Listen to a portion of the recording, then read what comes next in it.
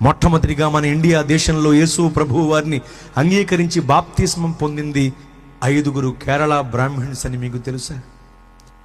దేవుని ఏర్పాటును బట్టి అపోస్తలుడైన తోమా గారు మన దేశానికి సువార్త కొరకు వచ్చారు. సువార్త కొరకు మన దేశానికి వచ్చి మలబారు ఆయా తీర ప్రాంతాలలో ఆయన అద్భుతమైన సువార్త చేశారు. ఈ క్రమంలో ఒక దినమున ఉదయాన్నే లేచి నడుచుకుంటూ ఒక ఊరికి వెళుతున్నారు. ఆయన నడిచే అలవాటు కలిగిన వాడు తోమా గారు. ఎందుకంటే యేసు ప్రభువు వారు శరీరధారిగా ఈ భూలోకంలో ఉన్నప్పుడు ఇజ్రాయెల్ దేశంలో 430 ప్రాంతాలకి కేవలం కాలి నడకమే తిరిగేవారట. ఆయన వెంట సంచరించిన వీళ్ళకు కూడా నడక బాగా అలవాటు. కాబట్టి తోమా గారు నడుచుకుంటూ వెళుతున్నారు. పైగా అప్పుడు ప్రయాణ సాధనాలు అవి అంత సౌకర్యాలు వాళ్ళకి లేవు. నడుచుకుంటూ వెళుతున్నారు. ఏటి కట్టమట నడుచుకుంటూ వెళుతున్నారు. మనకు ఉప్పుటేరుంది చూసారా, సముద్రము యొక్క పాయ శాఖ, అలాంటి ఒక సముద్రపు పాయ గట్టు మీద నడుచుకుంటూ వెళుతున్నారు. ఆయన ఉప్పుటేరు గట్టు అనుకోండి.